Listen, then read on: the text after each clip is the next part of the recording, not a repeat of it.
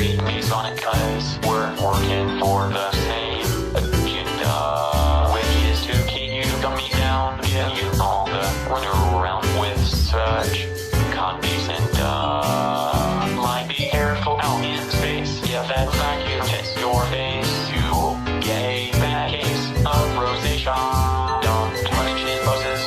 White guy, eh? Do you like that? Eyes, we call that nasophagia.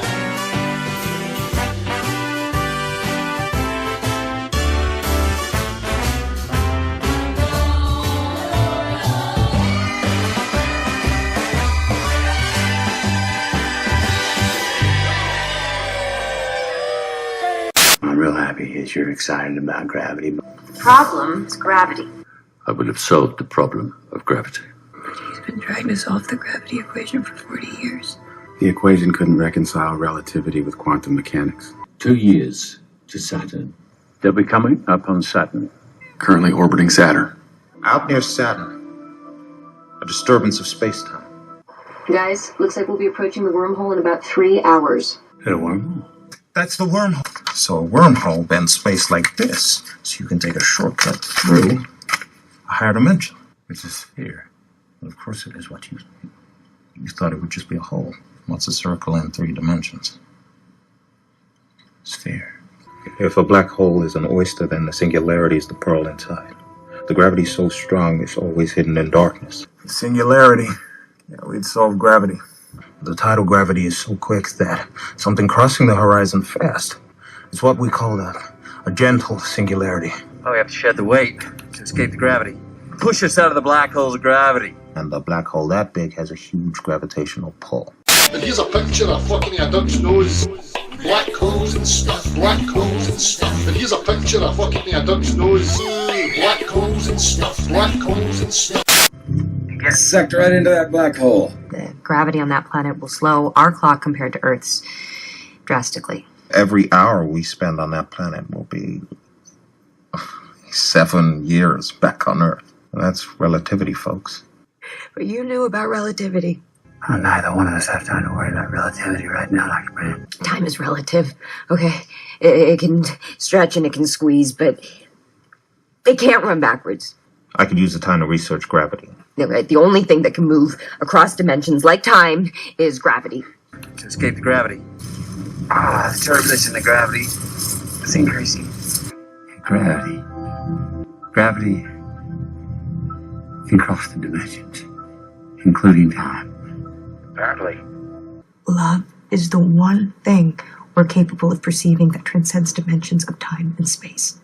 Evolution has yet to transcend that simple barrier. Accident is the first building block of evolution, but when you're orbiting a black hole, not enough can happen. It sucks in asteroids and comets, other events which would otherwise reach you. Do you have the quantum data?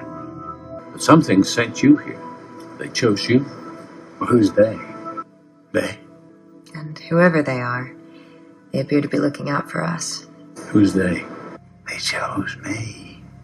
The beings that led us here. They communicate through gravity, right? Yes. Or if they chose me. It's not a ghost. It's gravity. I think we've underestimated the life on this planet. The people have so much courage. Here they are hurling through space on a molten rock at 67,000 miles an hour, and the only thing that keeps them from flying out of their shoes is their misplaced faith in gravity. Their misplaced faith in gravity.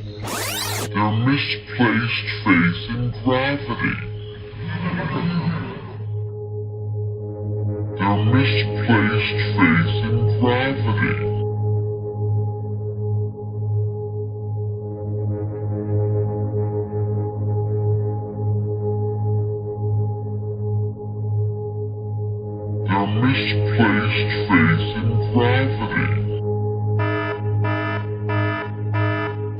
in gravity.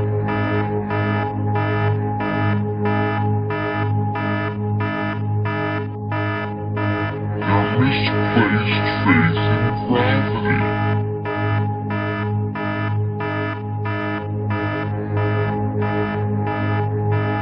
Their misplaced faith in gravity.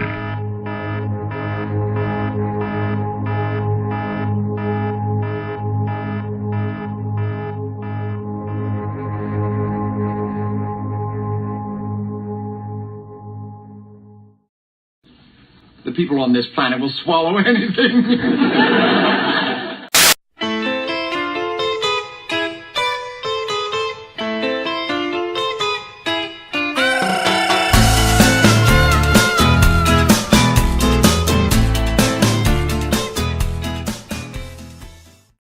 So hey guys, Jeff here again.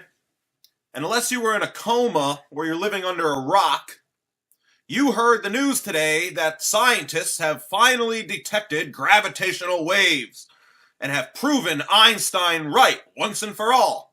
Every single Zionist-owned news outlet has reported this bullshit throughout the day. The propaganda machine is working overtime right now. First, you got Reuters and the Associated Press. They wouldn't stop reporting this for the last 24 hours. Then you got Washington Post, you got the Wall Street Journal, you got CNN, you got BBC News, you got Fox News, you got MSNBC. MSNBC and Fox News reporting the same propaganda. That's because they're owned and operated by the same people with the same agendas. Don't get fooled by that whole conservative liberal crap. NBC News, The Telegraph, Al Jazeera, CBS News, ABC News, Discovery News, Newsweek, Gawker, Futurism, even Neil deGrasse Tyson got in on the action today. Then you got Science Alert. I fucking love science. Even Albert Einstein himself reported on the amazing achievement of detecting gravitational waves. The propaganda machine was in full force today, and this is simply a reaction to the Flat Earth movement. This is a reaction to all the videos up on YouTube explaining how gravity doesn't exist. Gravity is a theory, an unproven theory thought up by an occultist to explain away everything that doesn't make sense on living on a spinning ball. Like why you're sticking to the bottom of it but feel upright, and why you don't feel the spin, and why you don't fall off this magical ball. Gravity was invented to explain away all common sense, to explain away everything that makes no sense on a spinning ball Earth. Okay? Even Einstein knew his whole theory of relativity was a bunch of bullshit. If the facts don't fit the theory, change the facts. That's exactly how Einstein operated. These people are in serious damage control mode. Serious damage control mode. Let's take a look at this quote from Stephen Hawking so we can understand why gravity is so important to them. Because every lie in the scientific community, or I should say the pseudo-scientific community, every lie has one agenda, and this is what it comes down to. Look at this quote. Because there is a... hold on, let me do it in the Stephen Hawking voice. Because there is a law such as gravity, the universe can and will create itself from nothing. Is the agenda becoming more clear? All the lies that come out of the scientific community all serve one agenda, and that's removing God from creation. Okay? Gravity is the false god of this false science. They credit gravity for everything. And gravity is magical. Gravity can do so many things. Gravity can make you stick to the ball. Gravity can make you orbit the ball. Gravity can make you feel upright at all times. Even when you're on the side of the ball or underneath it, you always feel like you're on top because of gravity and relativity. Throw away all common sense and ignore all your senses and trust their magical theory of gravity and their magical theory of relativity. You got theory on top of theory on top of theory to explain away another theory. This is not how science works. The scientific method has been thrown out the window. There is nothing scientific about that. Don't believe all this hype. Don't believe all this garbage that they've detected gravitational waves. This is pure propaganda.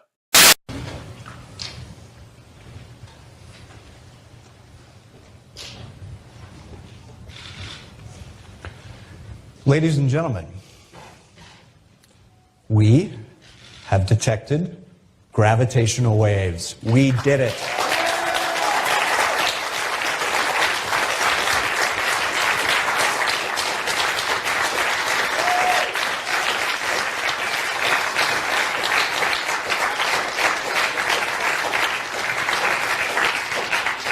I am so pleased to be able to tell you that.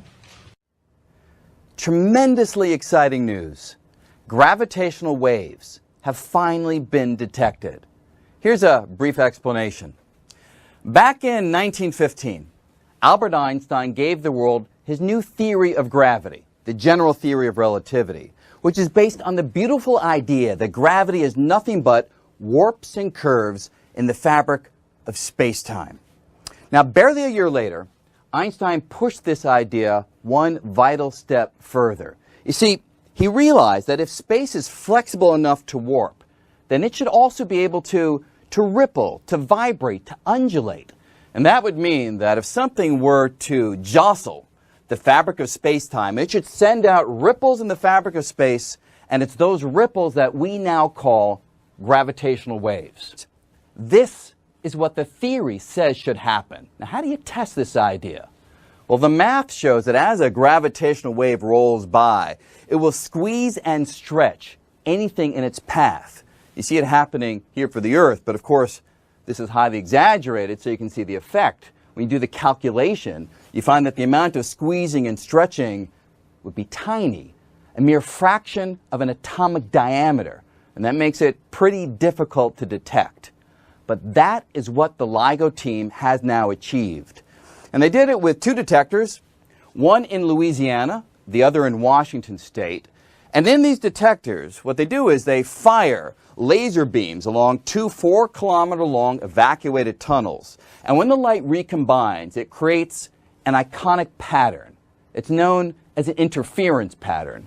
But the only thing that you need to grasp is that were a gravitational wave to roll by, it would squeeze and stretch the arms of the detector, and that would have a measurable impact on that interference pattern, causing it to shift.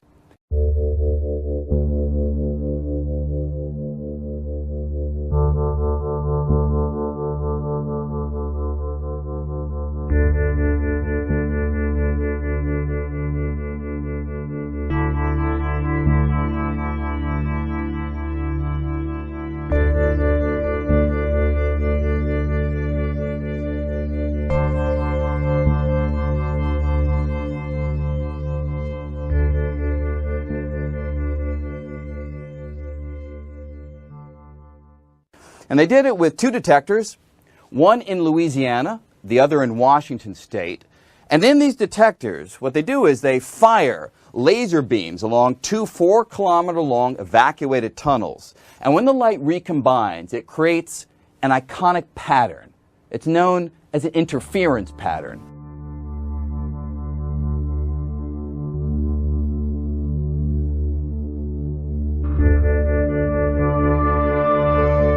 We are trying to measure things basically at 1/1000th the diameter of a proton. That's the size of the signal that you see on Earth from those events.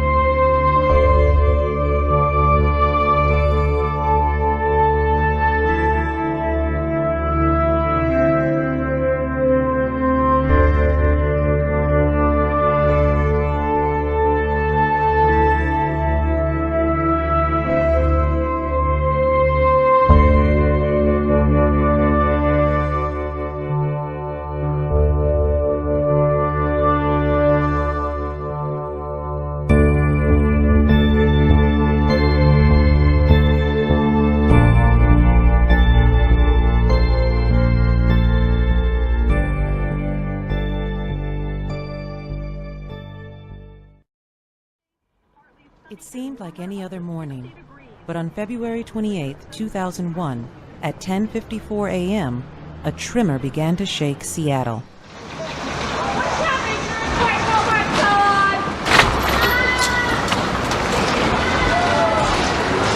Ladies and gentlemen,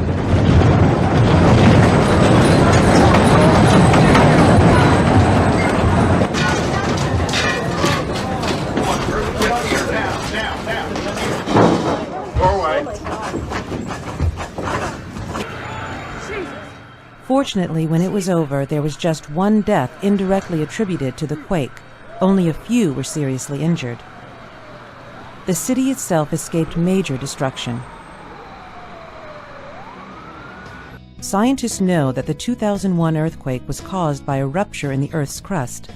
But there's another, more dangerous fault line running right beneath the city's streets. We have a big fault that runs right underneath downtown Seattle. And we know it's there, and we know it's active. The giant masses of rock that meet at the fault are unstable. They're prone to sudden and violent shifts that cause earthquakes.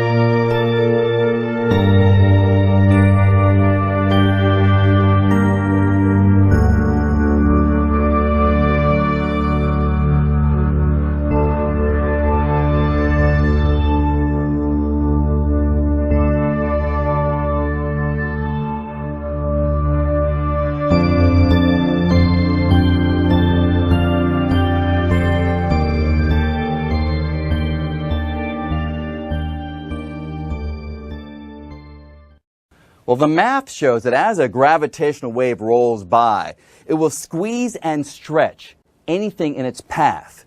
You see it happening here for the Earth, but of course, this is highly exaggerated so you can see the effect. When you do the calculation, you find that the amount of squeezing and stretching would be tiny, a mere fraction of an atomic diameter, and that makes it pretty difficult to detect. But that is what the LIGO team has now achieved. Hey, Dr. D. Hi, guys. Good to see you here in San Francisco, California. I understand from the email that you want to know more about earthquake waves. Yes. I put together some demonstrations for you. Great. Let's talk about 3 different kinds of waves. The first 2 are S and P waves. They're called body waves because they travel through the body of the Earth. Mr. Lyle showed the other treehouse detective, those on the seismogram. Let me show you with this Slinky over here.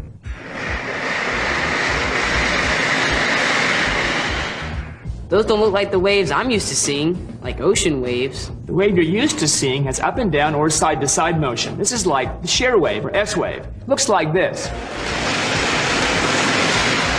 Another important difference between S and P waves is that P waves travel faster than S waves, almost twice as fast. I guess that means that P waves will always arrive first. That's right, and the difference in time between the arrival of the S and P waves can help us find the epicenter of the earthquake.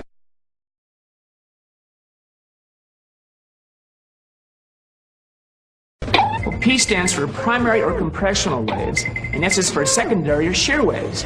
P waves make the Earth vibrate back and forth along the direction of motion.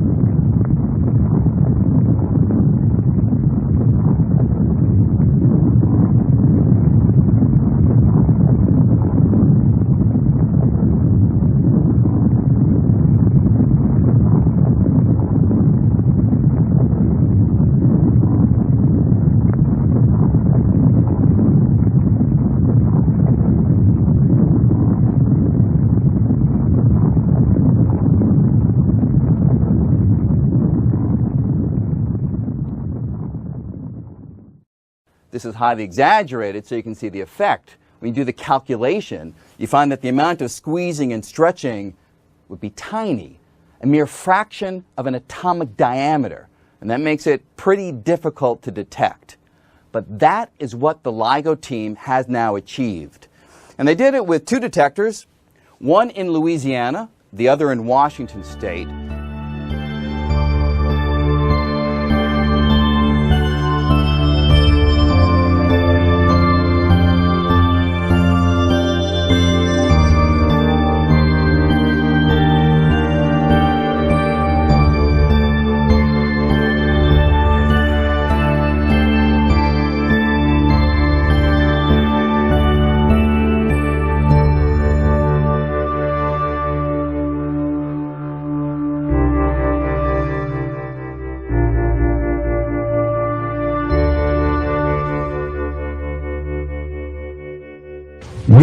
We are trying to measure things basically at 1/1000th the diameter of a proton. That's the size of the signal that you see on Earth from those events.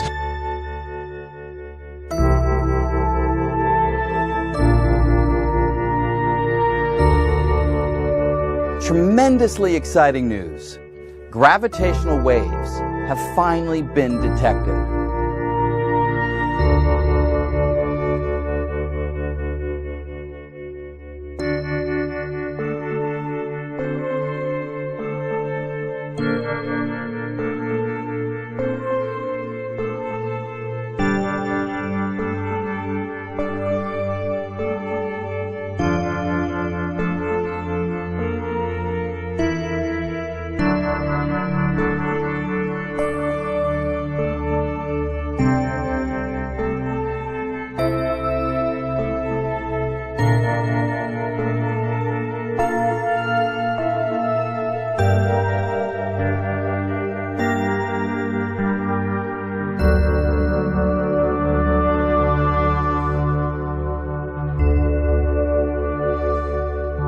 Albert Einstein gave the world his new theory of gravity, the general theory of relativity, which is based on the beautiful idea that gravity is nothing but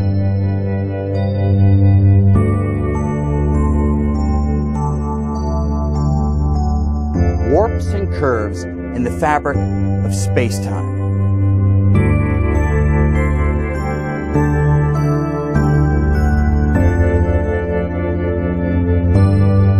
So these gravitational waves were produced by two colliding black holes, came together, merged to form a single black hole about 1.3 billion years ago. They were detected by LIGO, the Laser Interferometer Gravitational Wave Observatory. LIGO is the most precise measuring device ever built.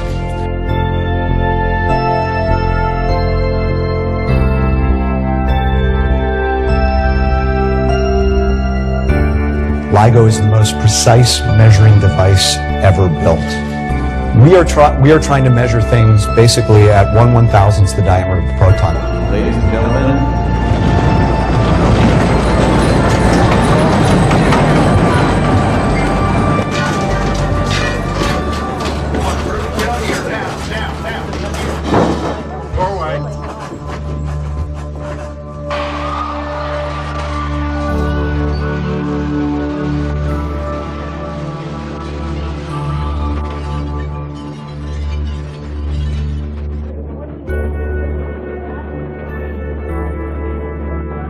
you find that the amount of squeezing and stretching would be tiny, a mere fraction of an atomic diameter.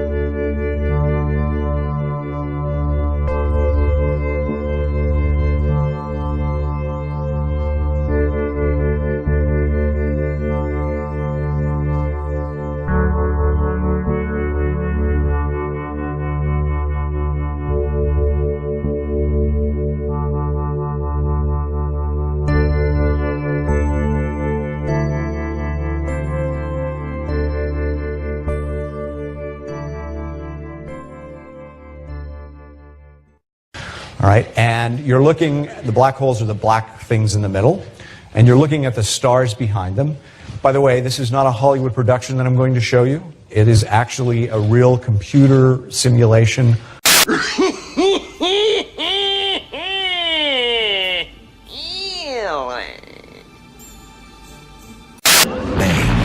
Giving birth to an endless expanding existence of time, space, and matter.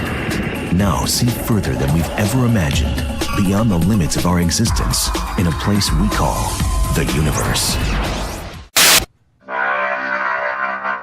And so now when I take my planet and I move it through this distorted space-time, it tries to follow a straight line.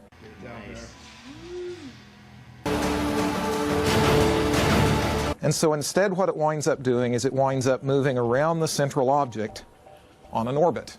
It's that effect of that curved space-time that we usually call gravity. Yeah. You see it happening here for the Earth. You see it happening here for the Earth. Sure. Today, LIGO, or the Laser Interferometer Gravitational Wave Observatory, announced that they found the galactic Kerplunk by detecting or hearing one of the ripples. Shh, listen.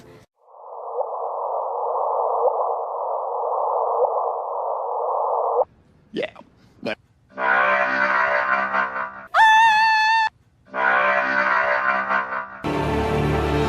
Well, imagine that this here is space. Yeah, but Micro, where do you get this? This is my old bike shorts. Yeah, but So here I have my representation of the universe. Yeah, but Like this ping pong ball here is basically one of us, just humans. Change it only a little bit. Porn? What's... Oh, pornography? Shh, listen. Gravitational waves! Gravitational waves! What we've started to be able to do is to listen to the gravitational history of our universe.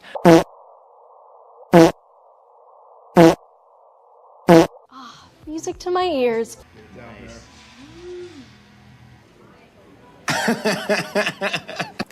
And two black holes merging, colliding as we saw today, is gravity in its strongest form. And here's a picture of fucking a duck's nose. Black holes and stuff, black holes and stuff. And here's a picture of fucking a duck's nose. Black holes and stuff, black holes and stuff. So gravity, we totally see its effects all the time. Oh shit. Now scientists are truly understanding gravity for the first time. A warping of space-time, which was once thought to be impossible, has been generated by the collision of two black holes more than 1 billion light years from Earth. Yeah. The collision of those two black holes radiated 3 times the mass of the Sun in pure gravitational energy. But there's just one small catch. It is all just a theory, so we don't know whether gravitons actually exist or whether they're a myth. However, mathematically gravitons can exist, and so there you have it, the very, very basics of quantum gravity.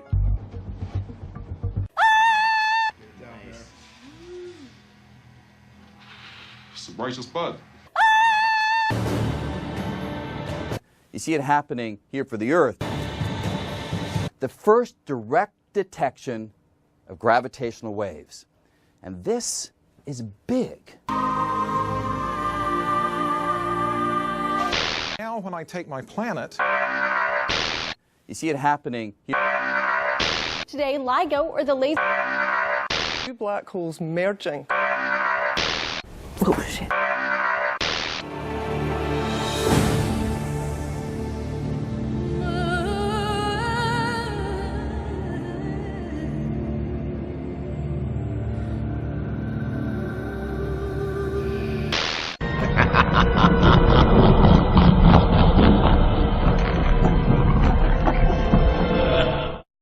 Burning papers into ashes. Why?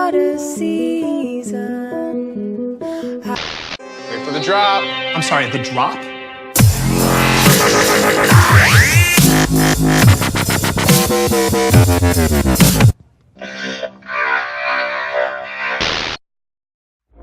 1.3 billion years ago, in a galaxy far, far away, two black holes merged. As they violently spiraled into each other,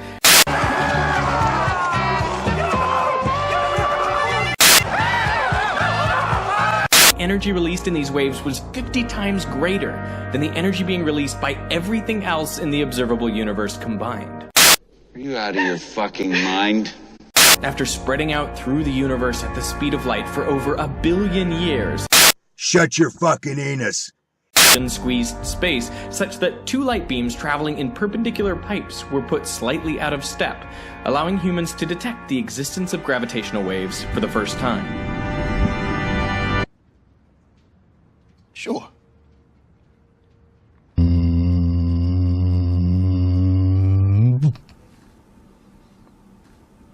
That's it? Yeah.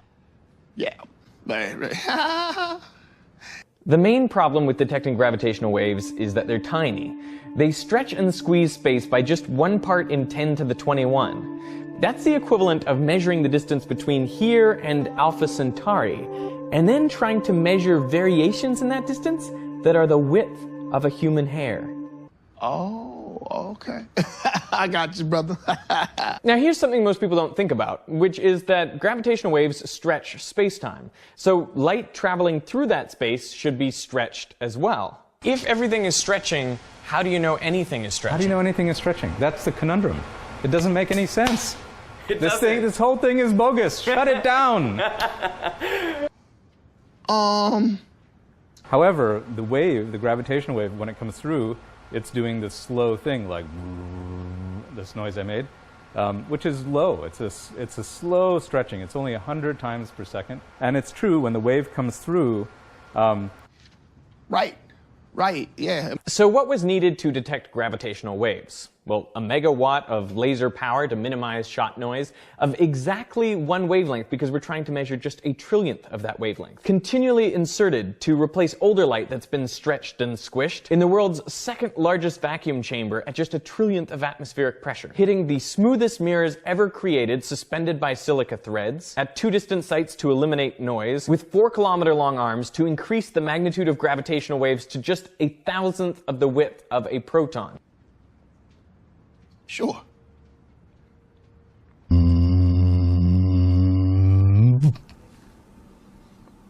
Your Honor.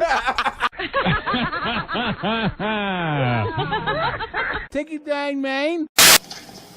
This is heavy duty, Doc. This is great. Whoa, wait a minute, Doc. Are you trying to tell me that my mother has got the hots for me? Precisely. Whoa, this is heavy. There's that word again, heavy. Why are things so heavy in the future? Is there a problem with the Earth's gravitational pull? What? The justice system works swiftly in the future now that they've abolished all lawyers. Oh, this is heavy. Oh, this is heavy. Oh, this is heavy, Doc. I mean, it's like I was just here yesterday. You were here yesterday, Marty. You were. Remember, your mother is at that exact same dance with you. Yeah. Right. This could get heavy, Doc. Heavy. 1885. Amazing. I actually end up as a blacksmith in the Old West. Pretty heavy, huh? So, it may not be my name that's supposed to end up on this tombstone. It may be yours. Great Scott. I know, this is heavy.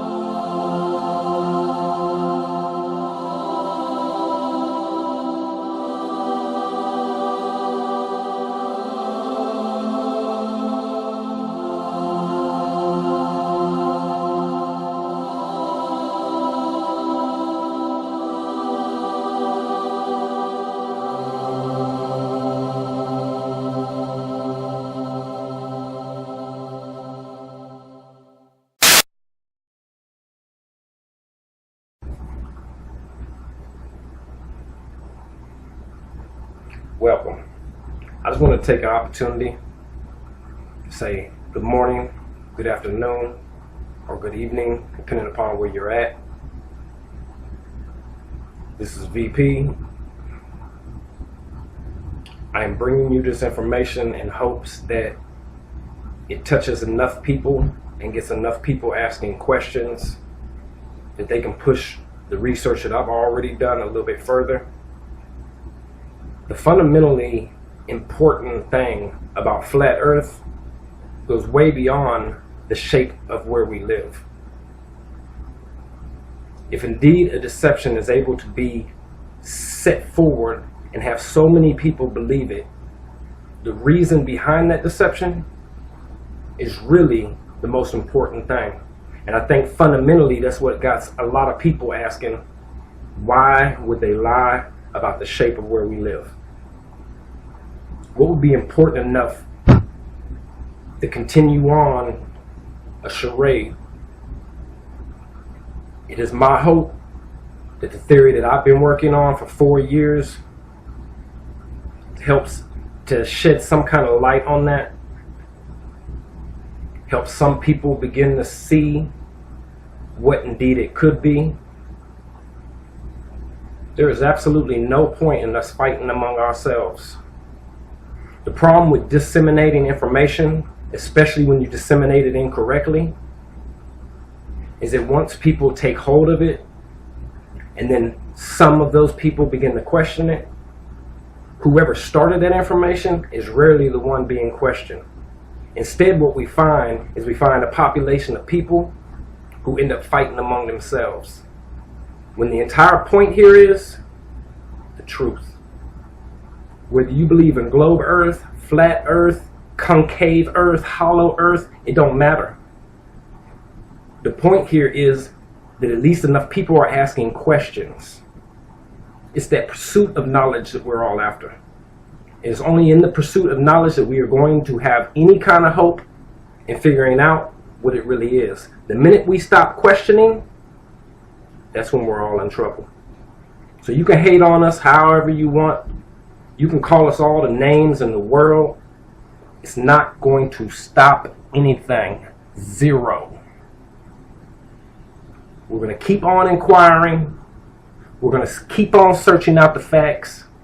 And we do that for the best of all of us. Because Lord forbid, those who believe in the globe should be proven wrong. I want to see it when you sit down in your chair and the revelation cross your mind and you've finally been proved wrong of everything I thought was incorrect. Before you ever get there, there's been enough of us who have set us down in that same position with the hopes of answering that one question, so you don't have to struggle the same way.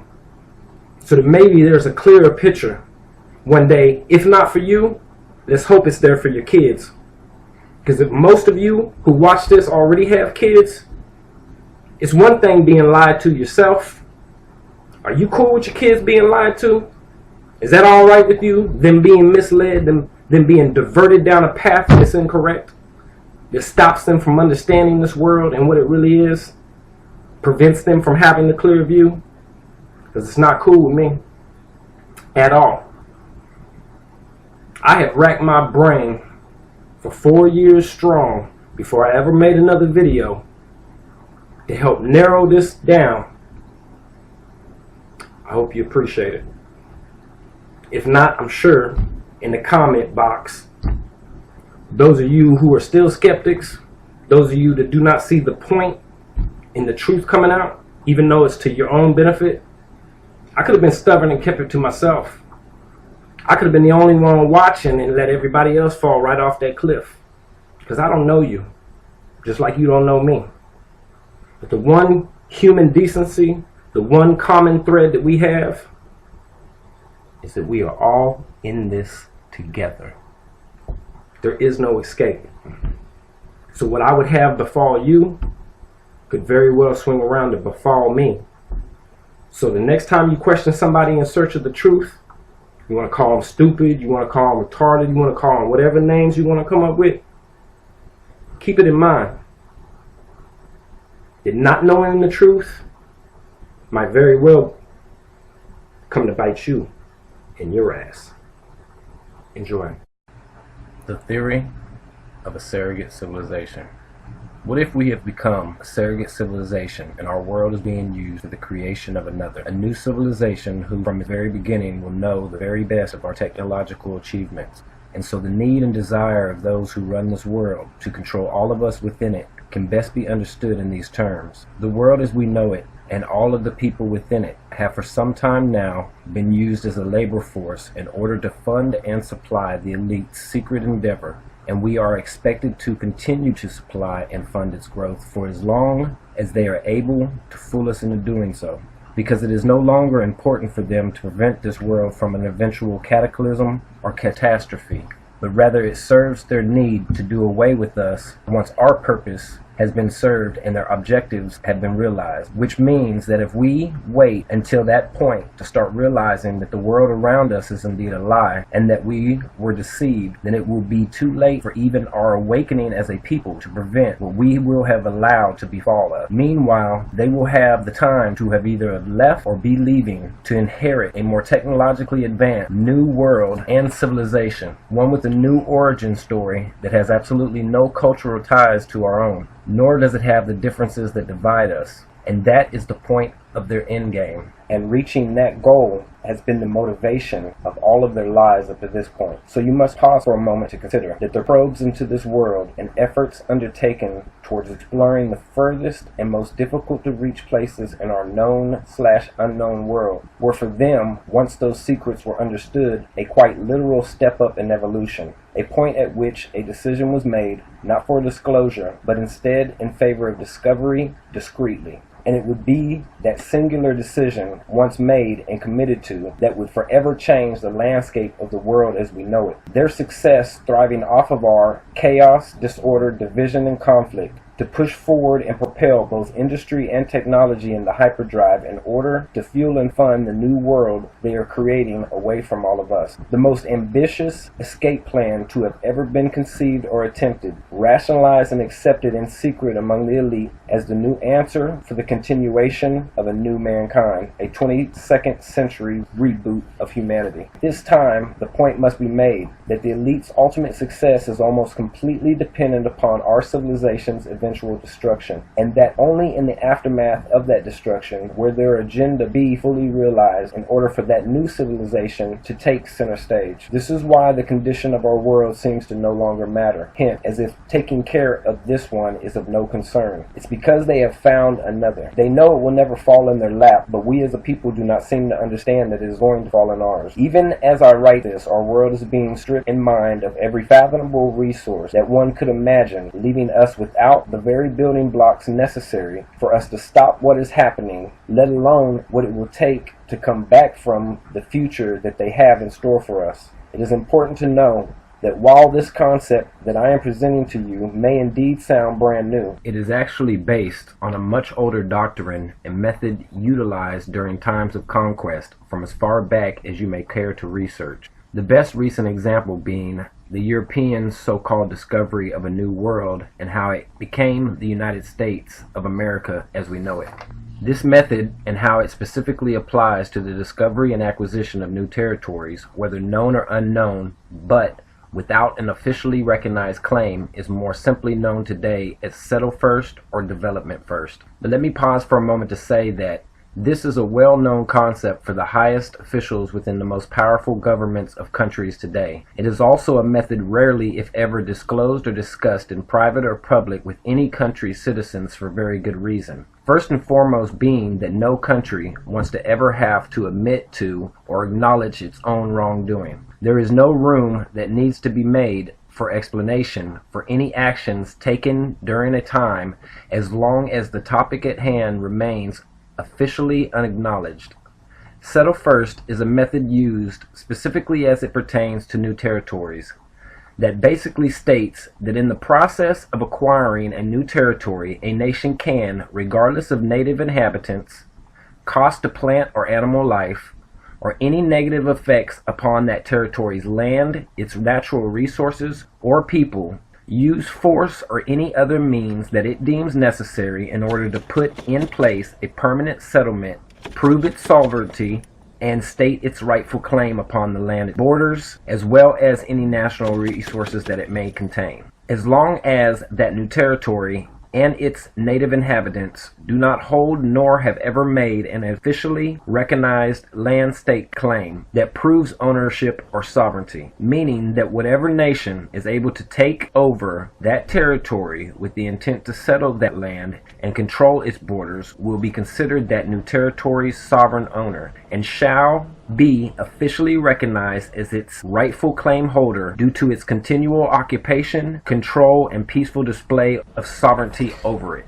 Period. And this should sound familiar because it is the basic framework and technique used by the first European settlers during their conquest for America. It also explains the reason for killing, displacing, and enslaving the native aborigines that were occupying North America long before their arrival. This includes the rewriting of those native cultures' history, birthplace, and other important factors of their culture in order to avoid any future claim that could be made by those natives once the takeover was completed, thus making America itself a topic that has always been shrouded and built upon its own deceptions, cover-ups, and lies from the very start of its conception. Having used its structure of government, willingness to deceive, questionable practices, and advancements in technology against everyone and everything that has ever stood in the way of its agenda. Not only back then, but stretching across time all the way up to what we find ourselves facing now in the present day regarding our own government. And into the future, it is poised to continue on. And it should come as no surprise to learn that the method of settle first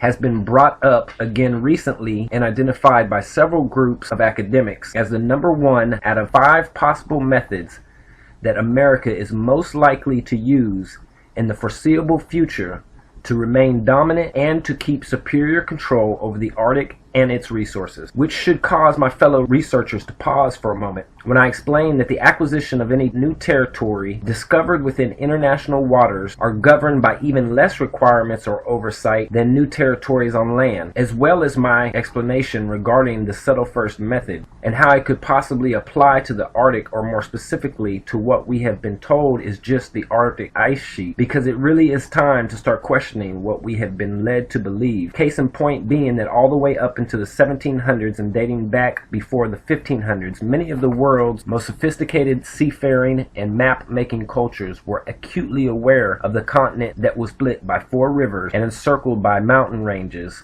a spiritual place that contained a magnetic mountain at its center called Mount Meru, that just so happens to have been located exactly where we are told that only the Arctic ice sheet exists today. The purpose of this video is to answer the question of why would they lie to us about the globe model of Earth? And why not tell us its true shape if indeed it was flat? Why would they lie? And indeed, it's a good question. A question, in fact, that deserves an answer regardless of its complexity. So now that I have laid the basic foundation upon which the answer lies, let me continue. After 4 years and countless hours of research and cross-referencing, the most probable and statistically founded reasoning based upon all of the lessons learned from the past, including the first documented conquests ever recorded by man all the way up until the last, ending with America and then America's fight for independence, before then turning its sight towards becoming the world's strongest superpower, it is safe to say that this country is perhaps the most well-versed in history when it comes down to getting whatever it chooses to set its sights upon, and will stop at nothing in order to achieve its goals for the elite. The evolution of America goes way beyond even that which we are able to see, and it's there that this picture becomes even more in focus once you can piece together America's MO, or mode of operandi. I can remember my late father used to tell me to use my eyes, not my mouth, and went on to explain that the most advantageous position for a man is when, by choice, a man decides to keep what he knows, what he sees, and all that he has learned to himself. For as long as he is able to remain silent, no one will know what he is thinking, nor what actions that he may choose to take, which ultimately forces his opposition to underestimate him and or overlook his true abilities and agendas, which in turn causes them, the opposition, to error and expose themselves, thus leaving themselves vulnerable to that which they do not have reason to see as a threat. So true to form, the longer a man can keep what he knows to himself, the more of a threat and the more in control he actually becomes. And with that being understood, let me point out that America's evolution has taken that logic much further than any man, light years further in fact, to encompass all foreign and domestic people, including all government. America has developed tactics like the telling of things in reverse and has been gradually implementing them on a scale never before seen in all of mankind. That began with the lessons learned through conquest that were then merged with and cultivated right alongside of the lessons learned through the manipulation and influence placed upon all early forms of written print, communication and media, continuing on through radio and television broadcasts until when, in 1969, it learned the most valuable lesson on how it could use the development and creation of film and its subsequent broadcasts across television networks to fool an entire world into believing whatever narrative it chose to portray, like the moon landing, which was the defining moment whereby it learned how to manipulate human consciousness into believing whatever version of reality that it wanted people to believe or accept. Pandora's box had been opened, and from that point on it has been used to shape by way of design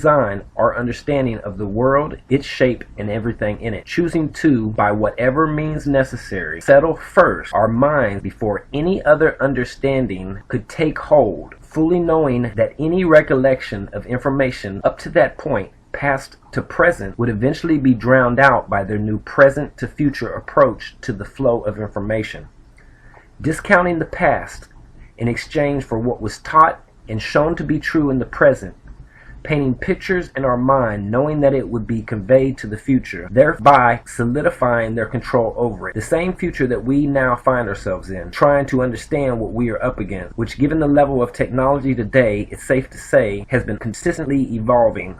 So to take a page out of their own book, it is what we must do as well. We must evolve as a species. It is time to manifest our collective destiny before they finish doing it for us, because the stage has already been set, made even more scary when you realize, within the context of what I'm saying, how many of the world's religions could be used against us. For example, they could create the Bible's book of Revelation, knowing the effects that it would have, and it's been drilled into our minds for many years. Fertile ground to grow belief, the perfect ground for a diversion, the perfect cover story to mask their action. Also the perfect opportunity to use something such as the rapture theme to snatch up people to take back to their new civilization for purposes unknown. And the only thing crazier than that sound, or how that sound, would be for it to actually happen. So keep that in mind as I continue. To recap the methods that are or have been used against us: knowledge of past conquests,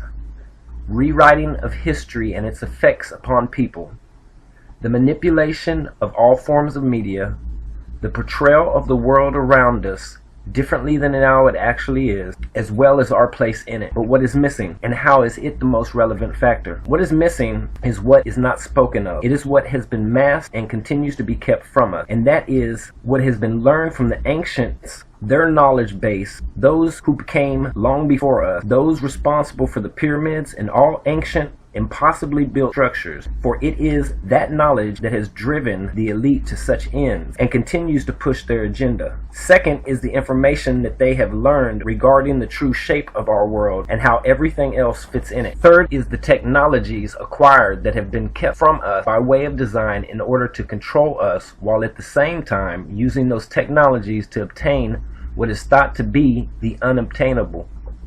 A pursuit so grand that most would not believe it, which I can completely understand due to the difficulties that I've faced during the process that it has taken me to even be able to conceive it myself. And I am fully aware of its implications, to which I have one thing to say: the truth is more often stranger than fiction.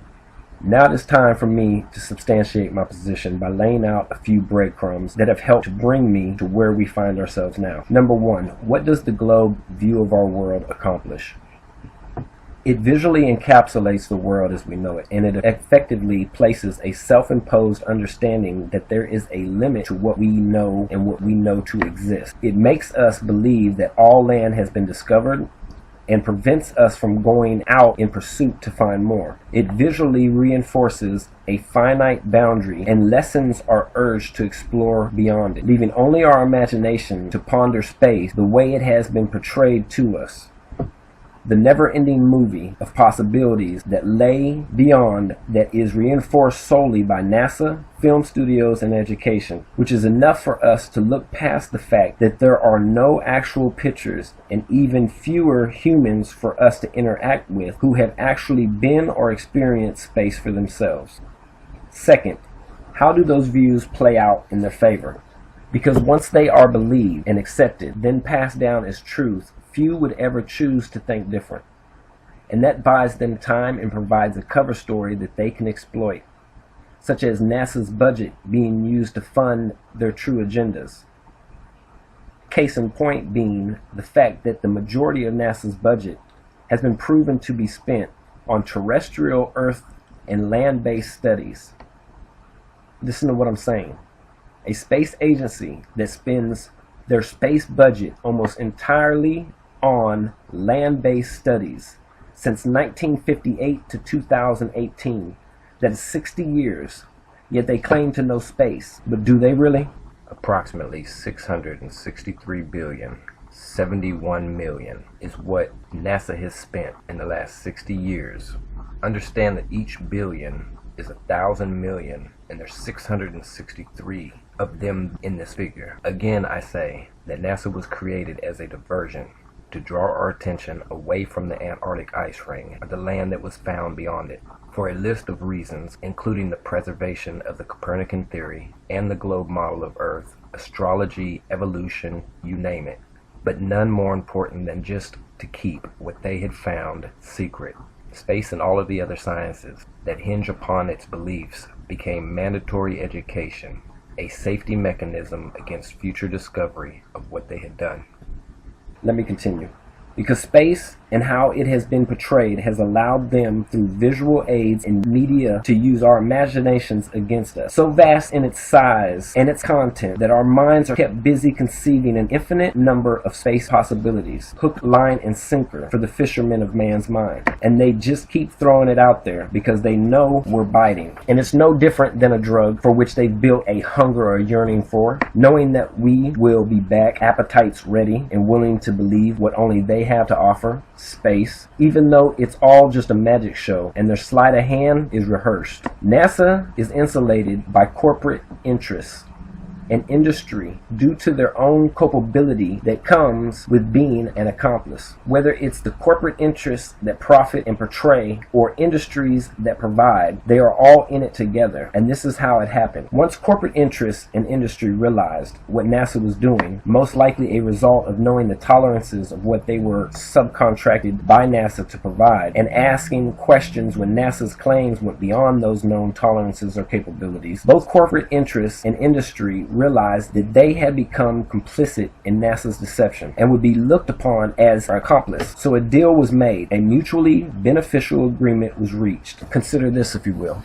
Imagine if you were an industry or corporation and you discovered a way to shoot off a rocket claiming that it was carrying hundreds of millions of dollars worth of satellite and technology equipment, but instead pocketing that money completely off record while claiming on record that it had been spent. Wouldn't you do it just like NASA had been doing it before you had discovered that it was a hustle? Now consider how many satellites have been launched into space or lost, and you will begin to see the full extent and reasoning for portraying the fraud, and also how everyone else is involved, hence film industry and the tie that binds them, which may also explain why after so many years NASA stopped and decided to subcontract it out before they were found out, hence SpaceX, creating what is known as plausible deniability. And with that being said, allow me to refer back to the past in order to stitch together a much clearer picture. The first man to have ever been given or allowed to have the complete first-hand knowledge and information regarding the true form and shape of our world was named Richard Evelyn Byrd, born in 1888 to one of the first founding families of Virginia, who in 1926, just 23 years after the Wright brothers invented and flew the first airplane, was contracted and financed by none other than automobile heir Edsel Ford and oil heir John D. Rockefeller to be the first person to ever fly fly to the North Pole and back, a flight that remains shrouded in controversy, and after a time of being out due to injury, Richard E. Byrd was appointed to head an expedition to Antarctica in 1929, followed by 1934 and 40. In 41 he went on to fight in World War II, during which time, in 1943 to be exact, the atom bomb was created, ending his service after the bomb was dropped on Hiroshima and Nagasaki, and the war was won in 1945. 1945 also being when the United Nations was created. The following year of 1946, he was requested to mount one of the largest expeditions to have ever sailed once again back to Antarctica as Operation High Jump, where he successfully mapped over 1.5 million square miles of Antarctica using aerial photography. Also to note that in 1946 marked the first successful launch by the Americans of the V-2 rocket number 13 that brought back photos taken from space, October 24th, 1946. The official record states that 1947 marked Admiral Byrd's last active service date, and that soon after he retired. However, this is where it gets interesting, because in 1947 was also the year that Roswell took place. 1947 is also the year that IMF, the International Monetary Fund, began. 1947 was when the sound barrier was broken at a little over 767 miles per hour, or Mach 1. The USA's Truman Doctrine, Marshall Plan, and National Security Act of 1947, which led to the National Security Council, or NSC, and then the CIA being established in the same year, just in time for the beginning of the Cold War. From 1947 to 1955, many other events are documented and further help to reveal their master plan's true size and scope. And I encourage anybody and everybody to go fit a timeline within the context of what I'm saying and see how it substantiates this theory. Oddly enough, in 1955 to 56, Admiral Byrd was asked out of retirement once again to command another Antarctic expedition called Operation Deep Freeze. Noteworthy to mention, during Admiral Byrd's life, there were only two places left to explore in the known world, and both Arctic and Antarctic were given to him over the course of his life, with space not being considered a realistic possibility until 1957, the same year as his death. All first-hand knowledge and information taken to the grave, and thus silenced just in time for the space race to start, and in 1958, NASA's creation. After Byrd's death,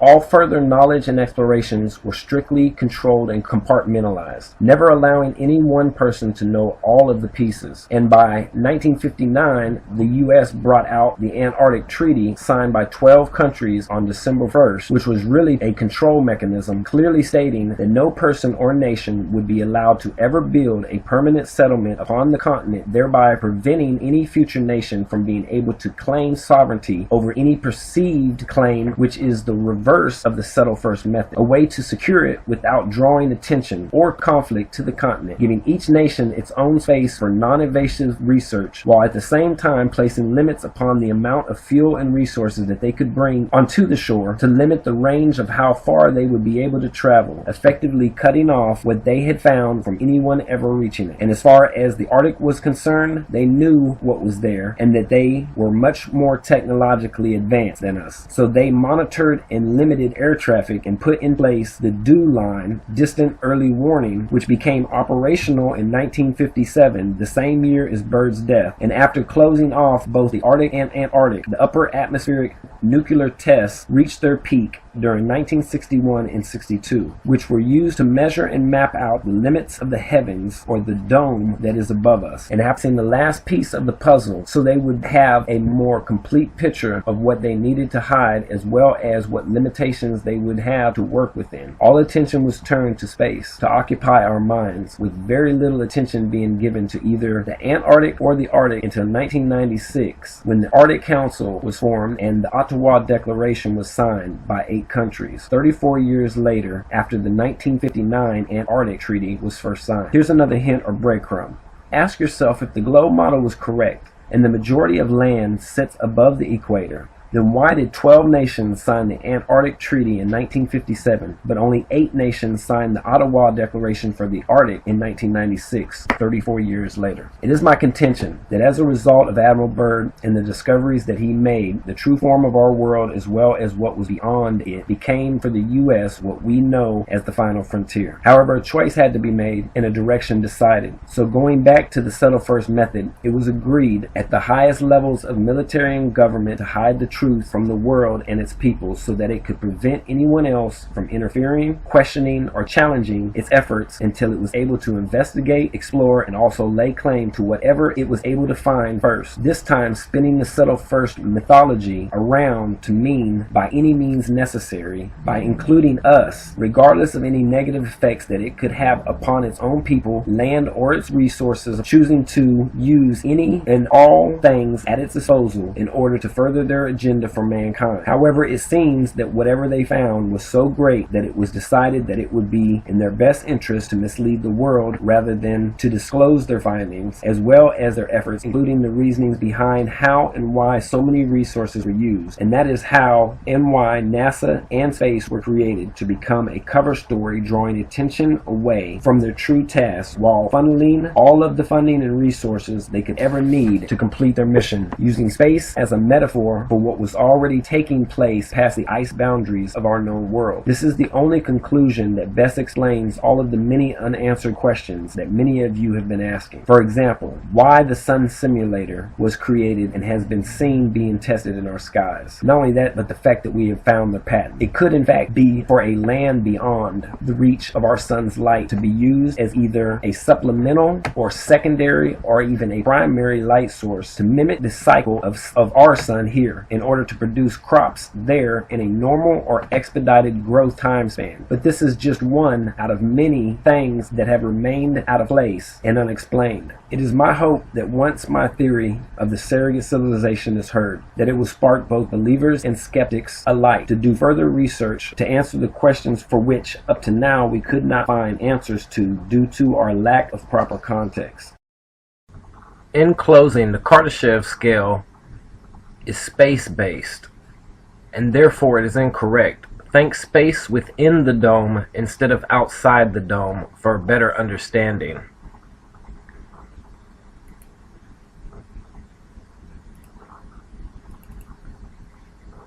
We are considered to be a type O civilization. They are trying to leapfrog the world we know by creating a type 1 civilization. It is their new world.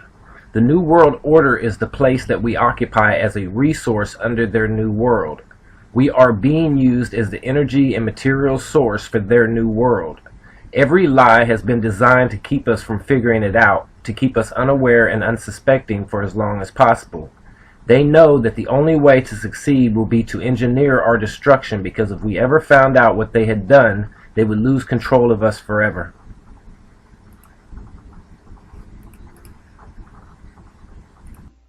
No. Tell us about that. Well, they used light beams to measure whether the Earth was moving, and they found that there was no movement.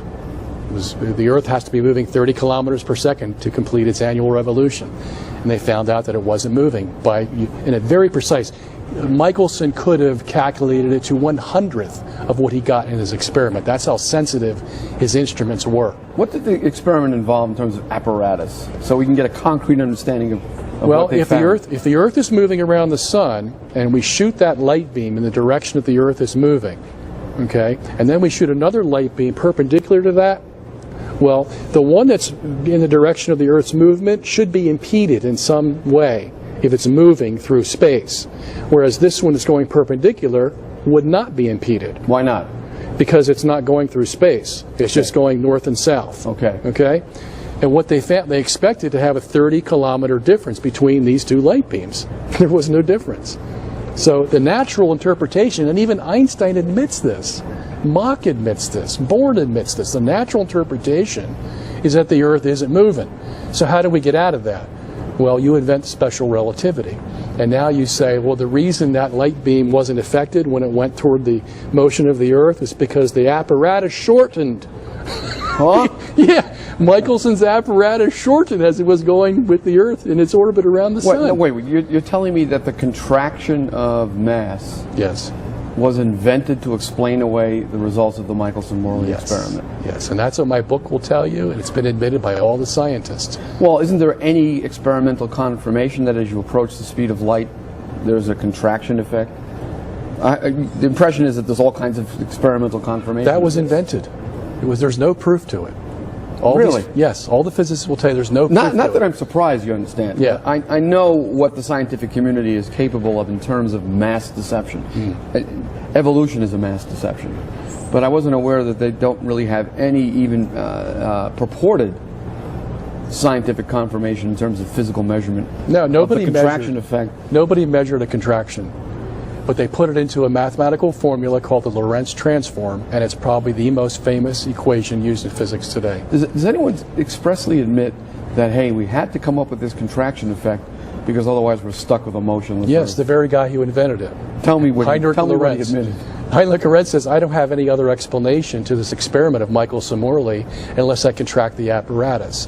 Otherwise, we're going to have to believe the Earth is standing still in space. Unbelievable. Yeah. Can you give an approximate page reference for me to your book? I want to go back and read that right away. I'll send you an email. I'll show you. Everything is moving. In other words, all the stars in the universe are moving. How could we possibly determine if we are the center of this moving universe? Over the past decade or so, we have seen out to the very limits of the observable cosmos. We've mapped its largest structure, the cosmic microwave background, the oldest light in the universe according to the standard Big Bang model of cosmology. What we have discovered is shocking.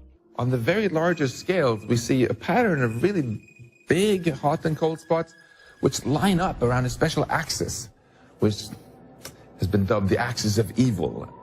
And that's quite puzzling. Why is there a special direction in space? Well, you know, it's interesting that you asked that because in 2009 they set up a probe called the Planck probe. It just came back with the results in 2013 in March. I don't know if you heard about it or not. No. The European Space Agency set it up in cooperation with NASA. This was the third attempt that they had to nullify the data that they were finding in the cosmic microwave background radiation that permeates the whole universe, that the Earth was in the center of the universe. The first one they set up was in 1990 called the COBE probe. It came back, showed the Earth was in the center. The WMAP was the second one in 2001, came back with the same data. And what they tried to do was say that this was all an error. There was some kind of misreading, or it was there was contamination in the apparatus or the sky or whatever. So they sent up a third probe in 2009, just came back in 2013. Guess what? Same exact results. Same exact results. And what were the interpretations? Well, the Earth has to be in the center of the universe. And we have somebody quoted in our book, Lawrence Krauss of the Arizona State University, who says, yeah, this means we're in the center of the universe. Let's pick up on that point a bit. You mentioned that the background radiation, microwave radiation in the universe, supplied data from which it became apparent that the Earth was in fact at the center of a moving universe. Explain why that is so. Why do these data confirm that? Okay. Well, the Big Bang Theory predicts that there was an explosion 13.7 billion years ago. Okay? So if there was an explosion, then that means the explosion had to come out equal on all sides of the sphere. It had to be what they call homogeneous. Okay? And that's naturally accepted. It's like homogenized milk. Sure. You know, you shake that thing up and you can't see one place from another place. It's all homogenized. And that's what they needed for this Big Bang universe. What they found when they sent these three probes up, yeah, some of it was homogeneous, but it's like having a bowl full of Jell-O with two swords going through the middle of the Jell-O. What are the swords? The swords are the orientation of the cosmic microwave background radiation throughout the universe. What do you mean by the orientation? Okay, there's hot and cold spots they found. It's not homogeneous.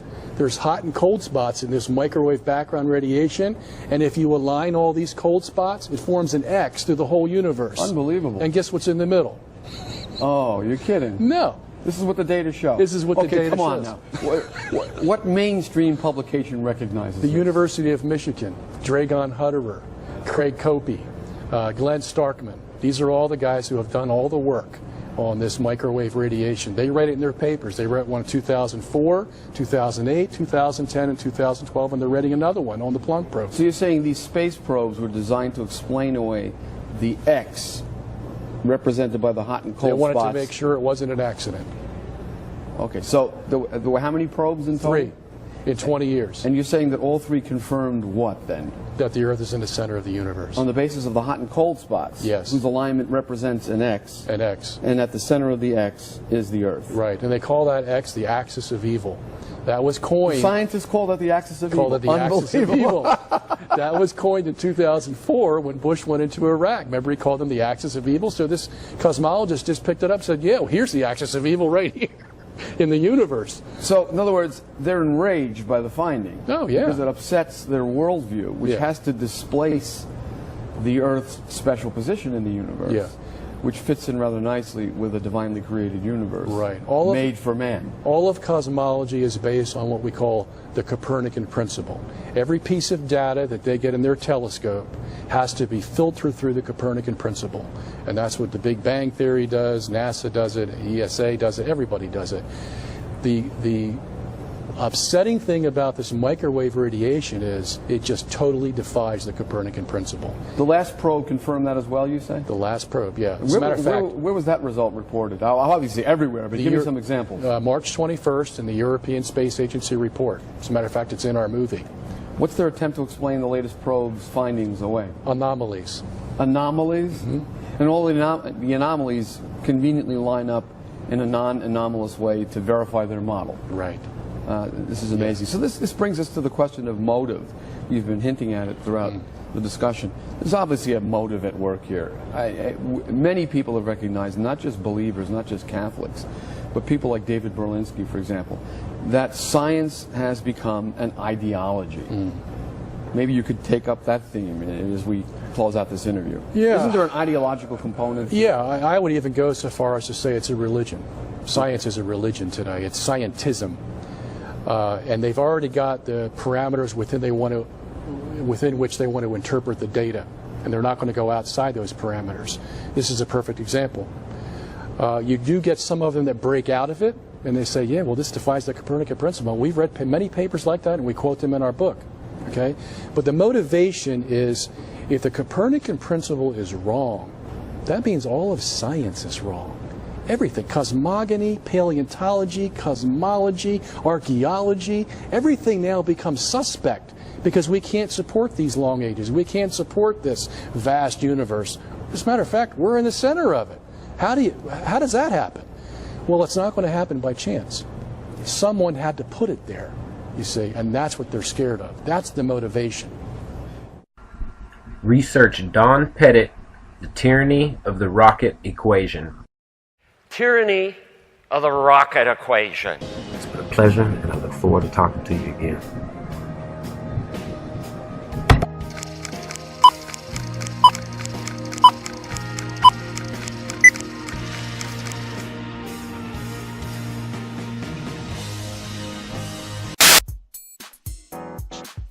Today I want to talk about perspective. Perspective has several different definitions, and today I want to focus on all of them. The first type of perspective is perspective in art. It is the art of drawing solid objects on a two-dimensional surface so as to give the right impression of their height, their width, their depth, and position in relation to each other when viewed from a particular point. So it's a picture drawn in perspective, especially one appearing to enlarge or extend the actual space or to give the effect of distance. Most of us have had a basic art class, and one of the first things you learn in art is to make something realistic, you first have to consider the object of focus and their correct size in relation to distance.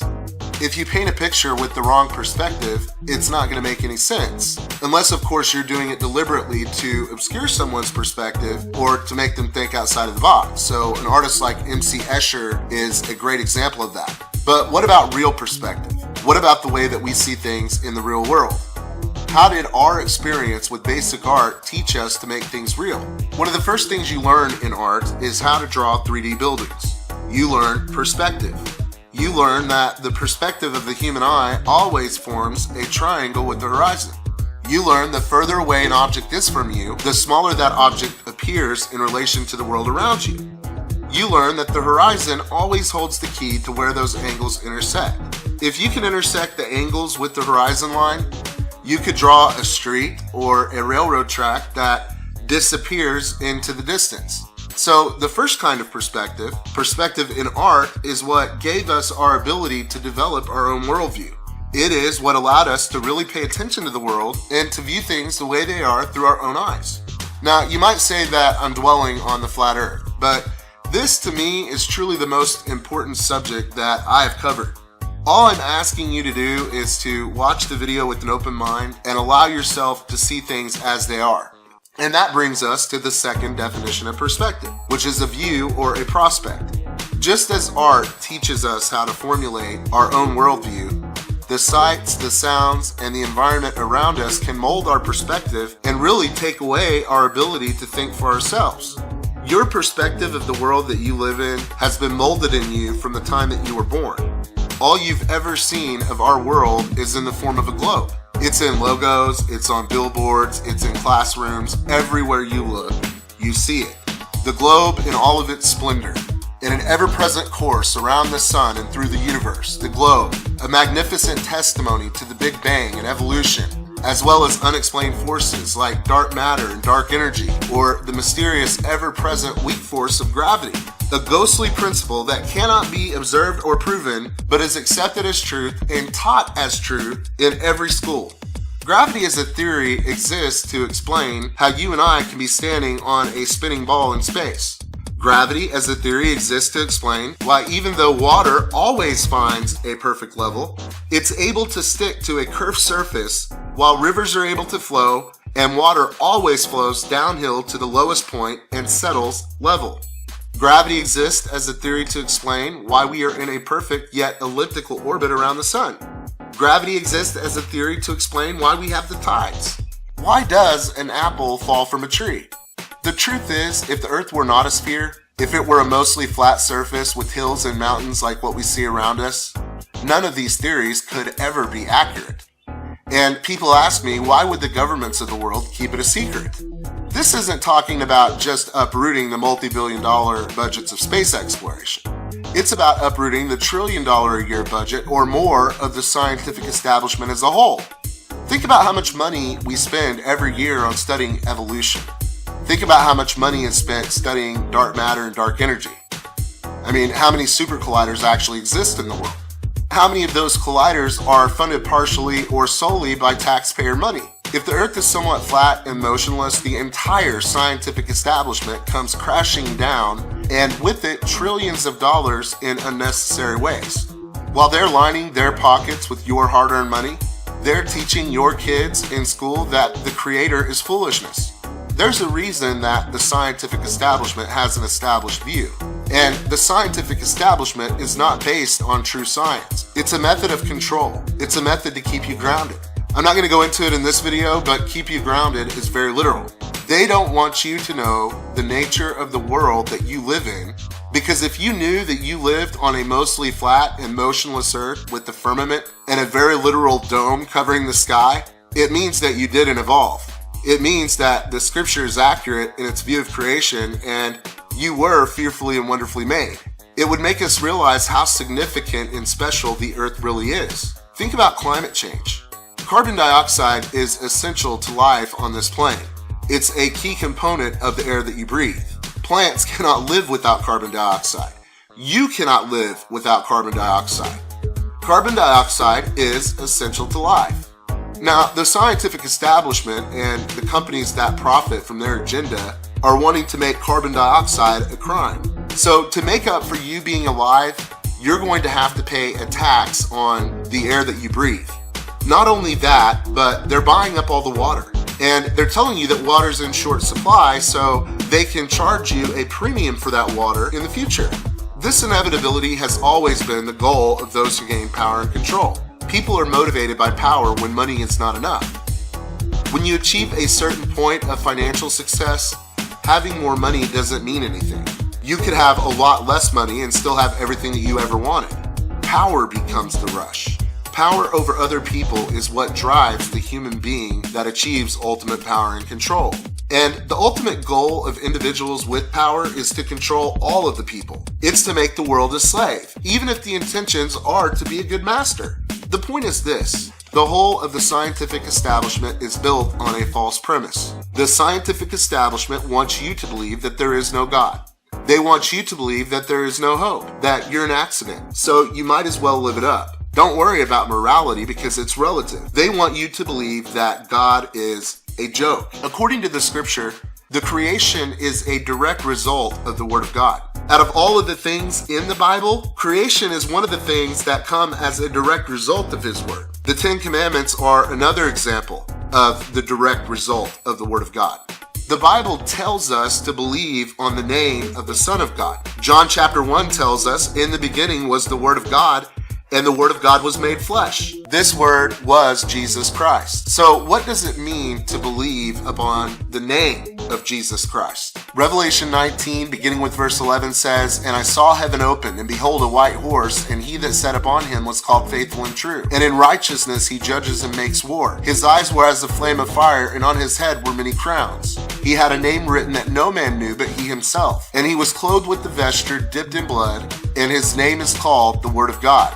Now, here it says that the resurrected Christ in heaven has a name that no one knows, but that his name is still called the Word of God.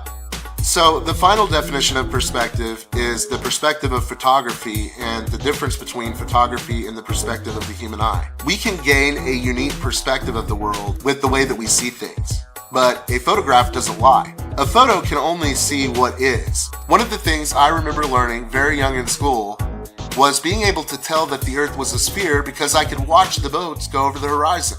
I think it was around 5th grade when I learned about Columbus in a real historical way, instead of just as a children's story. And one of the things that I clearly remember that was pointed out about the story of Columbus is that Columbus knew the earth was a sphere because he too could watch the ships go over the horizon. Thanks to modern technology, we have the ability to capture the horizon with amazing zoom lenses. And we're discovering that boats never go over the horizon. As a matter of fact, boats get further away until they become so small that you can't see them even with the zoom lens. The boats float higher and higher above the surface of the water, forming a mirror line. This mirror line is a trick of the eyes because you're no longer able to perceive the ocean floor. You can only see the floor out to the horizon line. And beyond that, it becomes invisible because the horizon, just as in basic art, forms a point, which is why objects on the water appear to rise further up beyond the water the further away they get. The point is this: you never see a boat go over the curve of the earth. So somebody might say, but Chris, if you have a really big telescope, you could watch the boat go all the way across the ocean. When you understand the way that a telescope works, you understand that you can only magnify visible light. So beyond about 60 miles, it's usually impossible to perceive anything because of atmospheric distortion. There's water vapor in the atmosphere, and this water vapor acts like a lens. The further away an object gets, the thicker the lens and the more the object distorts. Having a bigger telescope is not going to solve the problem. The distortion exists because of the atmosphere. It exists because of the water vapor. So a telescope is only going to be able to magnify the distortion, and eventually it's going to pixelate. You would never be able to see cities from across the ocean because the cities would be the size of an atom, almost literally. It would be like using a telescope to look at an ant in your neighbor's driveway across the street. The ant is too small and the telescope can only magnify visible light. The ant would be invisible from across the street, just as an entire city or a country would be invisible from across the ocean. The argument that seeing ships go over the horizon proves a sphere Earth falls flat on its face with observation. Perspective is what causes ships to disappear over the horizon because of scale. Ships don't go over the horizon because if they did, the horizon itself would be curved. If you're living on a sphere, the Earth just doesn't curve away from you. That would mean you're living on a cylinder and not a sphere. The Earth should curve down and away from you in all directions, which means the horizon itself should curve. How far can you see across the horizon in a plane? Not to the horizon, but across the horizon. You can see at least 1,000 miles from end to end if you're at 35,000 feet. The diameter of the Earth is only 12,000 miles. Why in the heck would you not see a substantial curve on the horizon itself if you're in a plane? You should see a curve that allows you to look down over where the horizon should be into empty space. That isn't what we observe though. Our perspective has a lot to do with the way that we perceive the world that we live in, and I want to continue talking about it. NASA forgets to consider perspective when creating images of the Earth. If you don't know it by now, all of the NASA images are created by artists. None of the so-called NASA photos are actual pictures. And I'm not saying that NASA is not in low Earth orbit.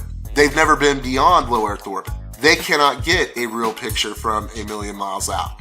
They failed to consider in this picture that the moon is 250,000 miles closer to the satellite. That is a quarter of the distance. If the satellite were to zoom in on the Earth when the moon was between the Earth and the satellite, even though the moon is smaller, the moon would match the Earth's size. It would be much, much larger in the picture than it is. So in closing today's video, I want to do a thought experiment. I want you to imagine a clock in the sky above your head. The motion of the clock represents the motion of the Earth. Imagine the hands of the clock spinning the opposite way, so they're spinning counterclockwise. If you're in the northern hemisphere, this is the motion in the sky if you're looking at Polaris. Now I want you to imagine the hands of that clock extending up and over the horizon.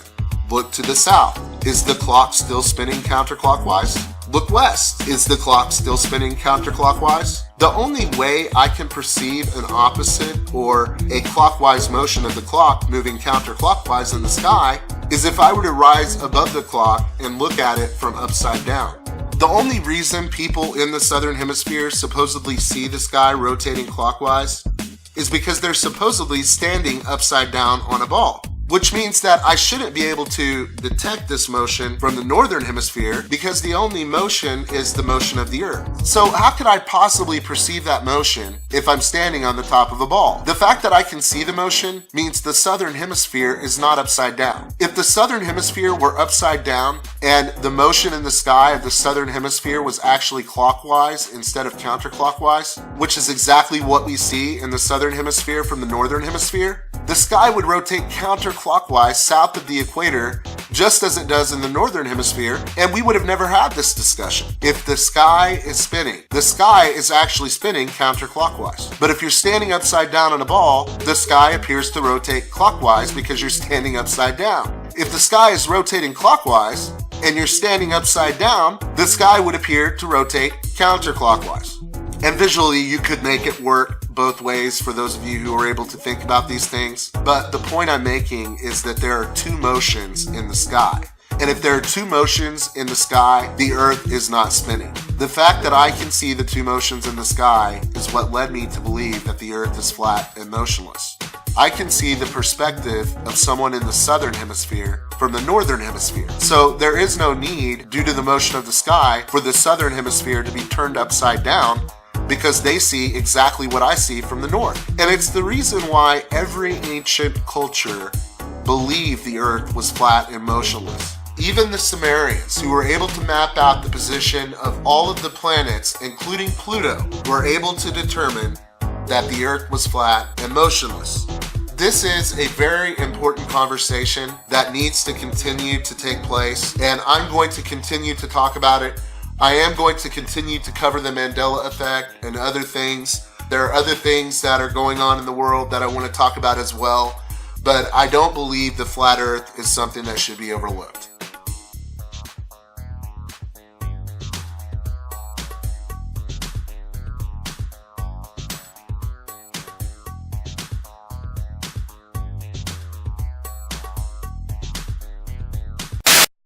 Here we are again, the man on a quest to find the truth and show what's going on with the truth movement. Let's talk about the campaign on the truth movement. Seems more important right now. Instead of accepting that we found out the truth, they would rather build a campaign to try to make us all look crazy. That the reality that we experience, they're saying, is not the reality we experience. They're saying, due to perspective and science and physics, we don't know what we're looking at. Do you feel like you can't see what you're seeing? And let's talk about how all the FE groups have been conquered and taken over by ball believers. This is to you, ball believers. If you know Earth is not flat, what are you doing in the groups? Why does the globe need defending if it's 100% confirmed? This should have been known 500 years ago. But here we are in 2018 defending the globe. You should feel pretty stupid defending something that you don't care about or that you know is ridiculous. It's like arguing with an idiot. It makes no sense. And the one question all of you seem to come with, I don't know if it's copy or paste, if you're all friends, your defense for everything is, show us a picture of the edge. Even though you believe that the universe is ever expanding and there is no edge of the universe, but when it comes to flat Earth, your concept is that it has an edge. Well, let me tell you this. We don't live on a planet, we're not a spinning ball in space, and flat Earth does not have an edge. We do not know the depths of our reality because it's been kept hidden from us. This is not disputed. So for all you people that believe, yeah, the government lies, but they wouldn't lie about the shape of the Earth, why wouldn't they? Do you understand that Universal Movies has been showing a globe before they had planes that could go up that high and see if what they said we lived on is what we lived on?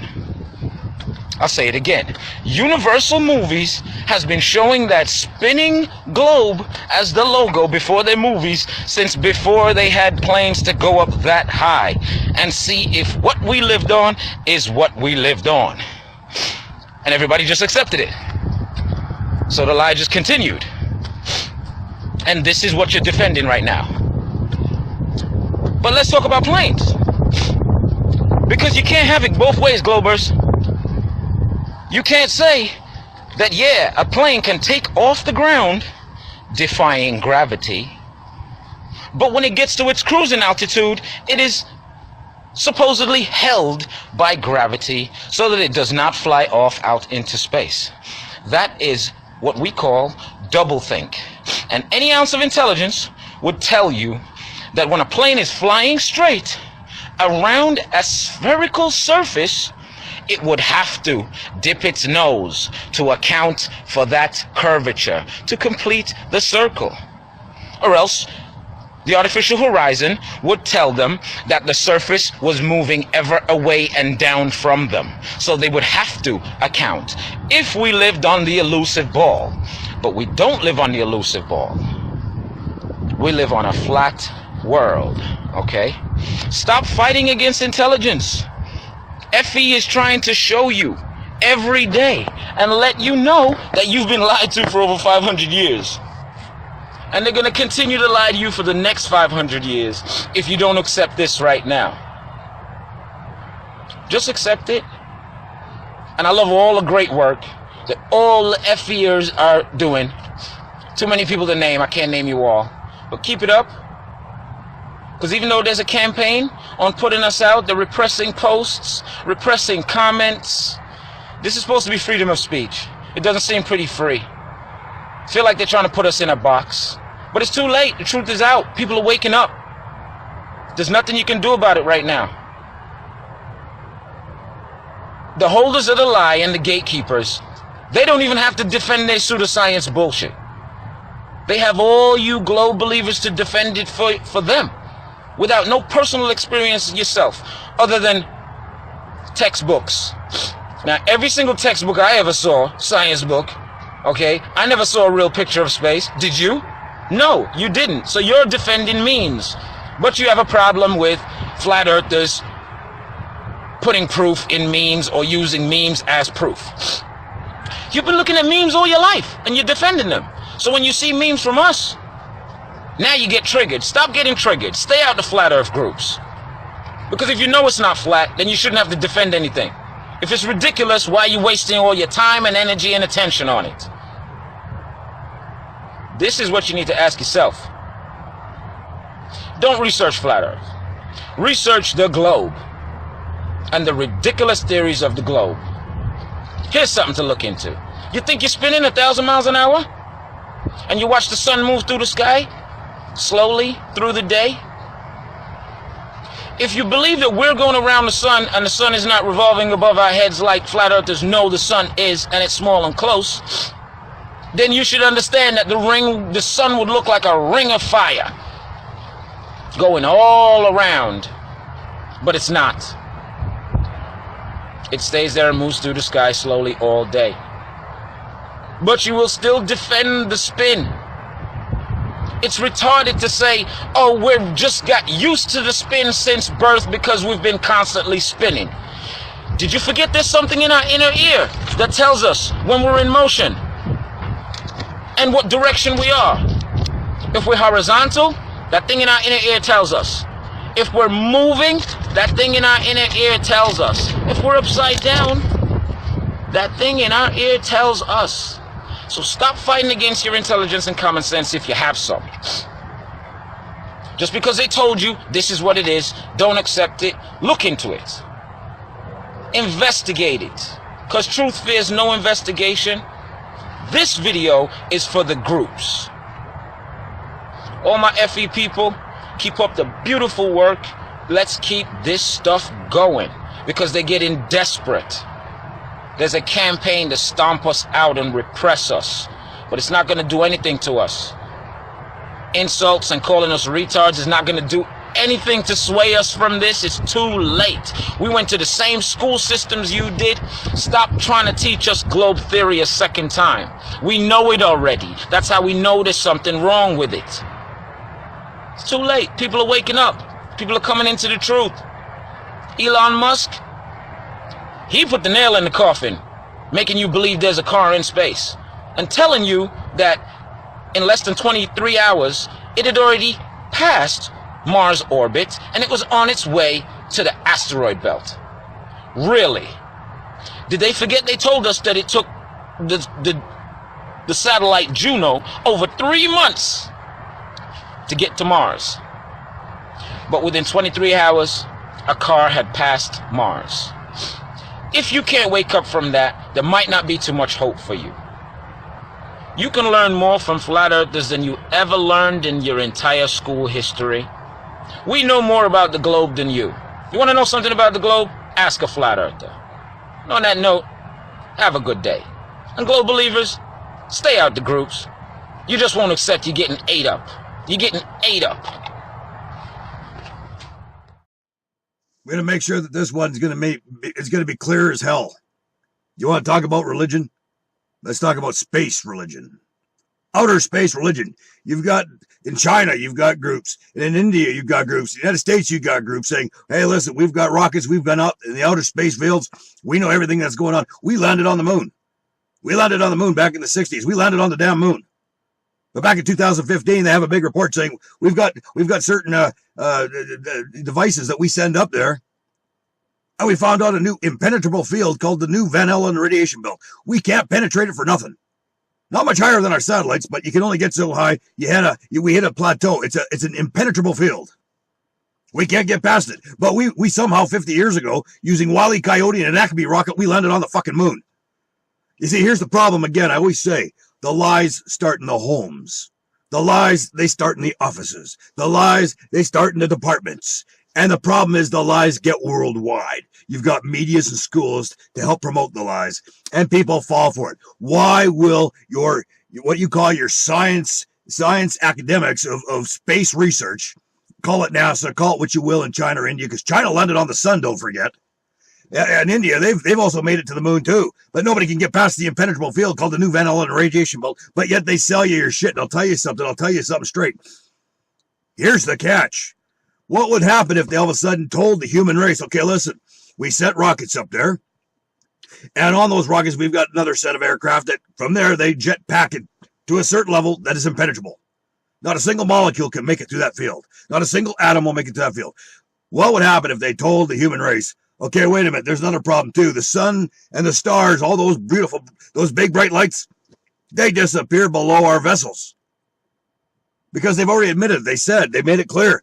Once we get to a certain level, it becomes a matter of immense darkness, Pure darkness. There is no sunlight. There is no stars. They've had meetings on this. They've shared this information quietly amongst each other. They've put it out there that they can't get past the impenetrable field, but yet somehow they landed on a sun or a moon. You see, it's about the fairy tale. See, humans live with fairy tales. We don't want to hear truth. It's boring. We want to hear a fairy tale. We land on the sun. We land on the moon. We've got an idea. You see, we land on the sun. Here's your science application. They teach you in schools. If we were to shoot a rocket at the sun, it would deteriorate before it hit the sun's corona because the sun's so hot, it would melt every metal piece of that rocket. It would become atomized. Okay, so nothing physical can enter the sun. Then how can the sun be fucking physical? How can you land on the sun? You fucking moron. How the hell do you land on a moon when you can't get past the new impenetrable field from just last year alone? How did you do that 50 years ago? I'm going to tell you what it is. The fucking lies start from the beginning. They don't stop till the end. It reaches sky high. It makes it worldwide. There was an old famous line. Very simple. It's an adage. It's a line, whatever you want to call it. It says, very simple. A lie gets halfway around the world before the truth even gets a chance to get its pants on. That's reality of your planet. You make up lies on the smallest levels. You embellish them to the highest levels, and you sell the shit. What would happen if every school and media finally said tomorrow, the truth? The sun, the moon, and the stars, these luminaries, they exist in the highest Earth atmosphere field. They exist within your own realm. There is no universe. There is no galaxies. There is no solar systems. It's a bunch of bullshit. What if they told you all those stars that we call them planets? Well, from more recent observations, we're starting to realize these are actually ancient telescopes. They're ancient satellites. What would happen to the mentality of humans who have been watching movie blockbusters like Star Wars and Star Trek and the rest of the We've Traveled the Universe movies? What would happen in every school? What would happen when everybody started to realize your existence is inside of a terrarium and those lights exist within your own atmospheres? What would happen? Well, that would change everything now, wouldn't it? Because every human wouldn't trust their schools, their medias, their governments. They wouldn't trust their NASA's and the rest of the space research institutes. Hell, they wouldn't trust anything of any science institute, would they? And should they? Because every scientist, what they do is they get a blackboard and they got a big fucking fractal equation and go, do you understand this? And people go, I think I make believe, I believe I understand this. Good. You're going to get a passing grade. Those of you who question it, you failed. The whole objective in school is to be able to say, I agree with whatever you say, you move forward. If you can memorize and repeat the bullshit, you move forward. If you question it, you need to get into another class. That's how the world works. Sell the bullshit, accept the bullshit, you move forward. Sell the bullshit, don't accept the bullshit, move it backward because you're a threat to the bullshit. And that bullshit makes a lot of money for a lot of people. Fucking reality. Let me say this straight and clear. I'm going to say it because I get irritable every goddamn time I do one of these little snippets. I get pissed off. I really do. I get really fucking pissed off with the monody and how you lie about everything, how you fucking covet bullshit. And yet, you suppress truism. Anything true, you've got to suppress. It'll hurt your ego. It'll hurt, puncture your poor little ears. Oh my God, pull the goddamn blanket off your eyes for 1 second so you can see reality without those rose-colored glasses. And you're screaming, put the blanket above. I want to go eat a Big Mac at McDonald's because that's more safer for me. You're chicken shit cowards, every one of you, to know the truth. I'm going to tell you the truth. The truth is what you can't handle. Your Earth has 3 parallel fields. You're walking on it. You're swimming on the lowest field. And it's parallel, which means it's flat. The clouds that you see above your head making the rain, the snow, the thunder, and the rest of it, and the wind, they run flat. They go across a parallel. Your star clusters, your sun and your moon, that follow a similar formation every damn night, every single day, they go on a flat parallel field. They ain't outside the Earth atmosphere. Your sun, your moon, and stars are inside your atmosphere. So your NASA's and all the rest of these space research centers in India and China and the rest of them, they're liars. They don't want to give the truth out for one reason. Because you just decimated Hollywood blockbusters. You just decimated every school. You just decimated the trust and the integrity of every scientific academia institute across the fucking world because you just realized the Earth is truly a flat field of three parallel fields surrounded by spheres. You better get it. People go, well, the sun and the moon, when they rise and they go down and they're setting, they look massive.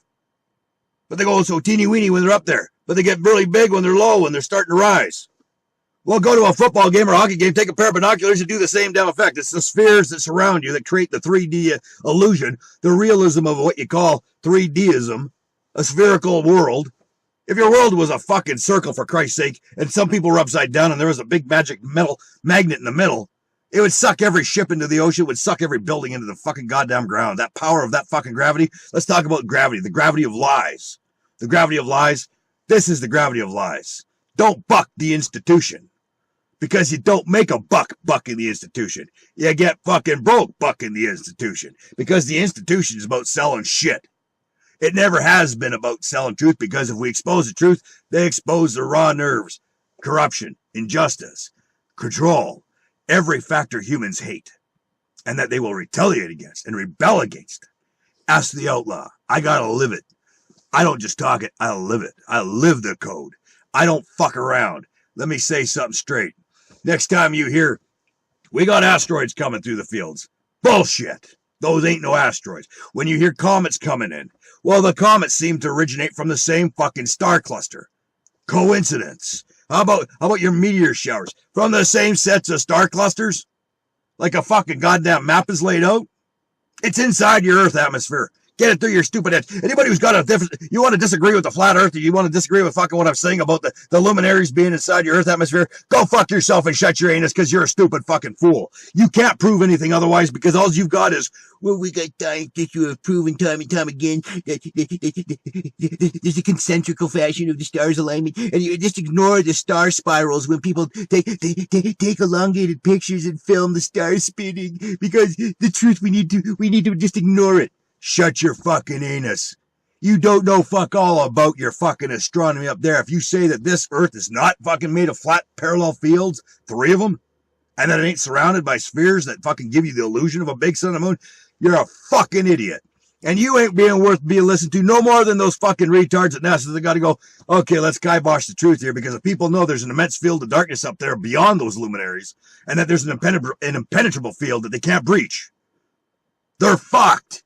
They're fucked. No more are they worth listening to. Their fucking bullshit about landing on the moon just got exposed. Their bullshit about landing on the sun got exposed. Their bullshit about galaxies, fucking solar systems, and universes is bullshit. Everybody be fucking smoking or whatever they do, the DMT molecule, the fucking spirit molecule, because that's the closest thing you're going to get to leaving this fucking universe, brother. Game over.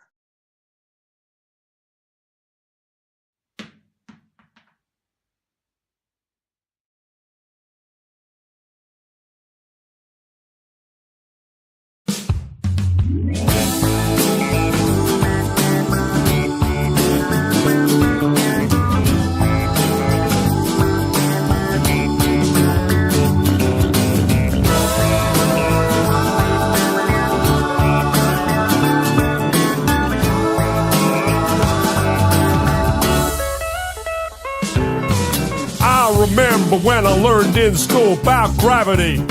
It was so cool.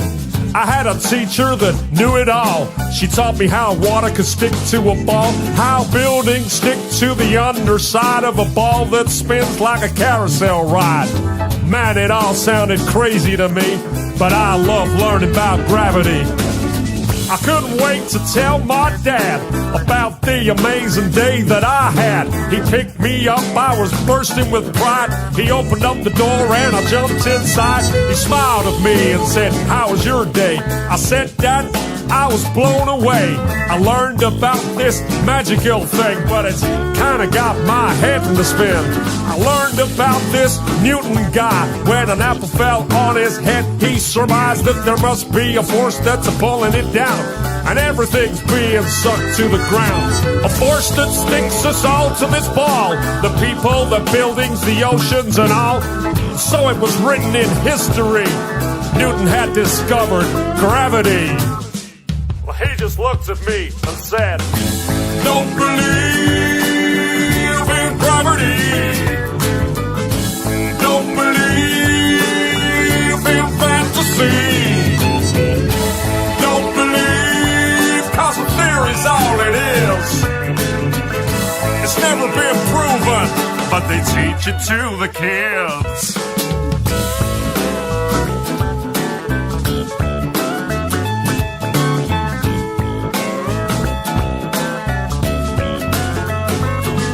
Well, my dad felt a little bit sad for me when I mentioned that word gravity. He said, "Have a little independent thought, question what you've just been taught. I mean, How the hell could a ball that spins make a force so strong that sucks everything in? Yet birds and insects fly unaffected. Gravity must be so selective.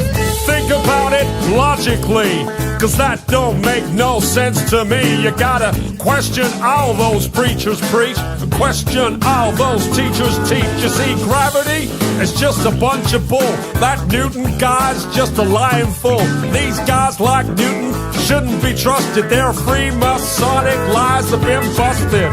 In fact, my boy, it's density, and that's why things fall down, you see. An object always falls to the ground if it's heavier than the air that surrounds. If it's lighter than air, then it'll rise. It'll keep on floating up to the skies. That's what's known as buoyancy, and that makes more sense than gravity. So let me tell you one more time, boy.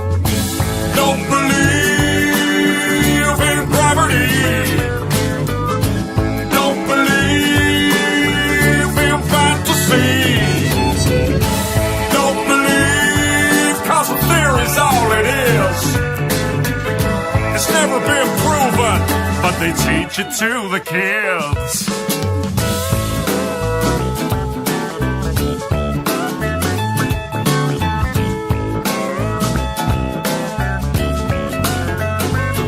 He said, I'm sorry, son, for bursting your bubble, but that kind of thinking can get you in trouble. These theories they try to put in your head, it's all just pseudoscience, he said. They'll have you believing in all kinds of crap. That gravity nonsense belongs in the trash. Believe me when I say to you, there ain't no gravity, and that's the truth. Well, my daddy made me think that day. He made me think in a different way. I did some thinking for myself. I put that theory back on the shelf. That gravity crap is indoctrination, not truthful, trusted information. People need to wake up and see there ain't no such thing as gravity. You let me hear you sing it one more time now. Don't believe in gravity. Don't believe in fantasy. Cause a theory's all it is. It's never been proven, but they teach it to the kids. One more time now. Don't believe in gravity. Don't believe in fantasy. Don't believe, cause a theory's all it is. It's never been proven, but they teach it to the kids.